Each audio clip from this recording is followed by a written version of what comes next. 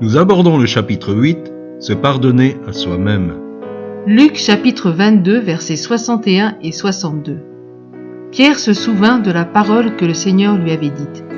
Avant que le coq chante aujourd'hui, tu me renieras 3 fois. Et étant sorti, il pleura amèrement. Le pardon est une chose merveilleuse. C'est une puissance de libération qui restaure l'être tout entier et le guérit du plus terrible des cancers, la culpabilité. Combien de pauvres êtres humains pleurent amèrement, comme Pierre, sans trouver le chemin de la consolation parce qu'ils ont failli à un moment donné ou à un autre dans leur vie. Accepter le pardon inconditionnel de Dieu en Jésus-Christ est déjà difficile, mais se pardonner à soi-même est un vrai miracle, car il nécessite une action puissante du Saint-Esprit qui va nous libérer de notre passé, nous rendre l'amour de soi et la confiance en soi. J'aime beaucoup la Bible, car ceux dont on raconte l'histoire étaient faillibles, mais ils ont vécu une restauration éclatante, démontrant que l'amour de Dieu est si fort, si profond et si réel qu'il efface toute culpabilité, quelle que soit la faute.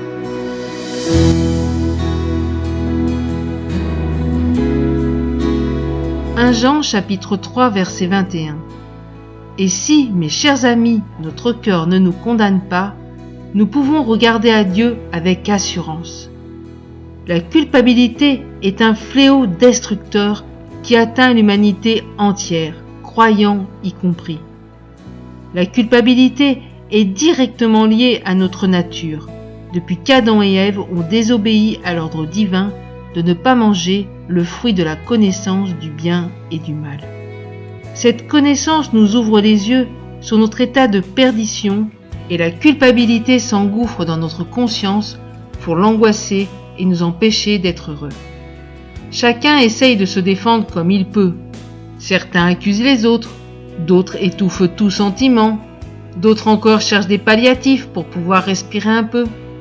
Jean nous dit que si notre cœur est libre de cette culpabilité, nous pouvons entrer dans une relation assurée avec Dieu. Mes amis, nous n'avons pas besoin d'encore porter de la culpabilité. Toute notre condamnation a été portée à la croix par Jésus-Christ. Si nous nous tenons là, à ses pieds, dans la confession, son pardon est constant, quoi que nous ayons fait ou que nous fassions encore. Le sang de Jésus nous purifie de tout péché. N'essayons pas de résister aux attaques du diable en voulant se justifier, mais annonçons-lui fermement l'œuvre que Jésus a faite pour nous à la croix et déclarons avec assurance que nous sommes l'ami de Dieu, accepté par lui malgré nos imperfections. Oui, nous ne sommes pas parfaits et nous ne le serons pas sur cette terre. Nous avons droit à l'erreur et à l'échec. Le Père ne nous repousse pas à cause de cela, parce qu'à travers le sacrifice de Jésus, il nous voit saints, acceptables et parfaits. Blottis dans ses bras d'amour, nous serons sécurisés et apaisés. Ne laissons pas la culpabilité nous révolter contre lui, car c'est bien là le but de notre ennemi. Jean chapitre 6 verset 37. Tous ceux que le Père me donne viendront à moi, et je ne mettrai pas dehors celui qui vient à moi. Depuis que j'ai rencontré le Seigneur moi-même, j'ai toujours été convaincu que Dieu ne rejette jamais personne. J'aime à dire qu'il est le Dieu de la 2e, voire de la 10e chance. Parfois, à cause de nos faiblesses, nous croyons que l'accès auprès de Dieu est fermé et qu'il nous a abandonnés. Rien n'est plus faux, et le diable se sert allègrement de la culpabilité pour nous faire croire que tout est fini et que le Seigneur nous a définitivement rayés de son livre. Je ne sais pas ta situation, ni comment tu te sens, mais je veux réaffirmer avec ce verset que Jésus ne te mettra pas dehors si tu viens à lui ou si tu retournes à lui. À vrai dire, il n'attend que cela.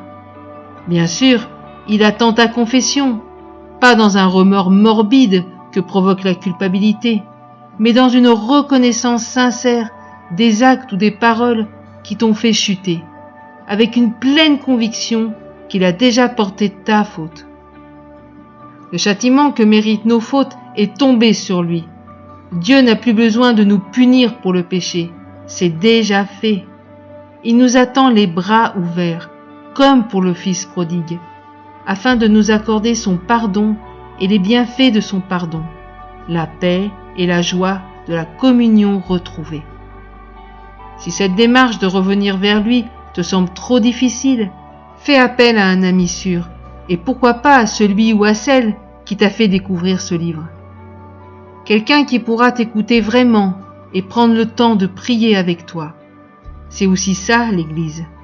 Savoir accueillir celui ou celle qui est faible et chancelant, sans jugement ni critique, mais dans un amour compatissant pour l'âme qui souffre. La force du mal, ce sont les ténèbres.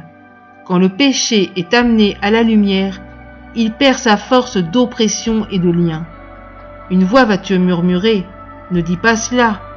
N'écoute pas le diable et les démons qui tremblent devant la lumière de Dieu.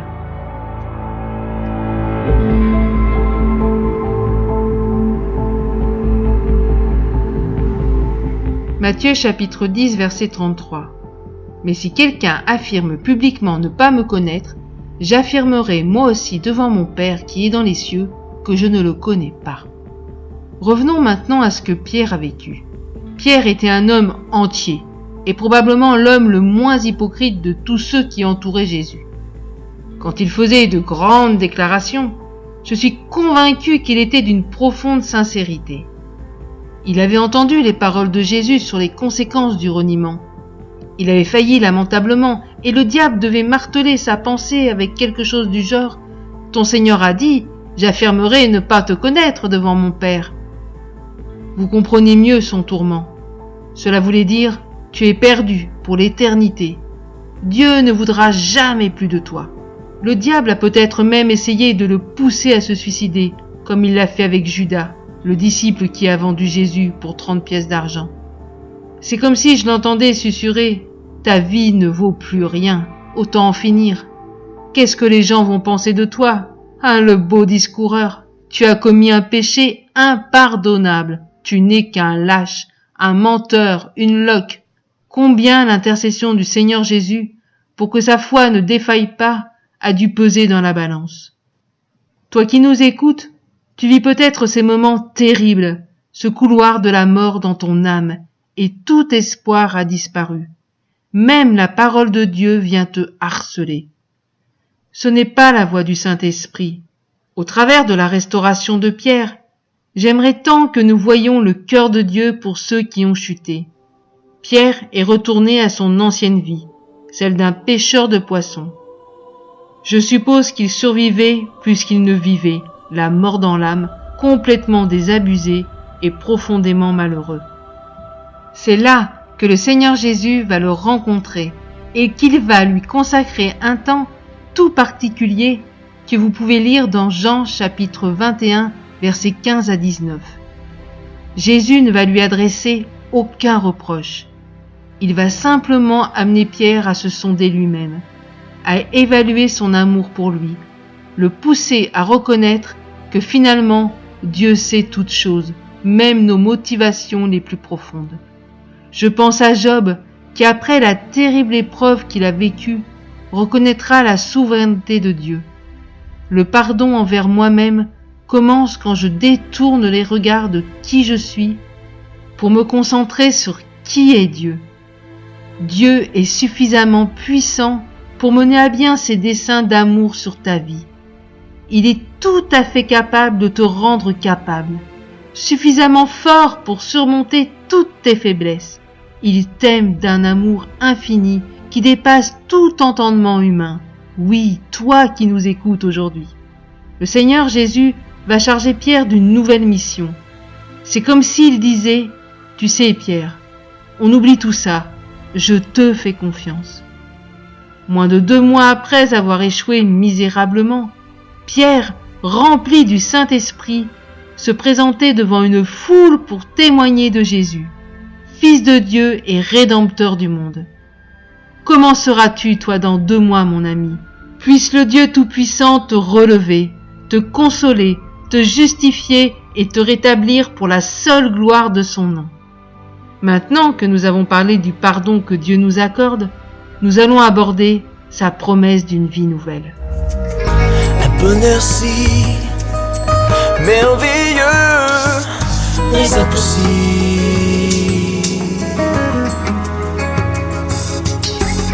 Tant de moments si sombres et si pénibles,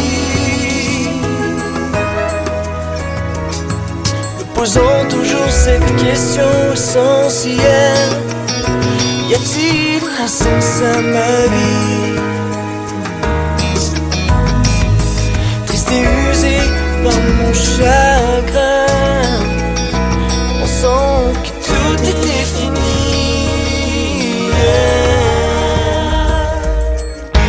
Mais en levant les yeux vers le ciel, j'ai pu réaliser combien tu m'aimes, même si des fois je ne comprends pas. Mon cœur reste attaché à toi. Je peux enfin sourire à nouveau,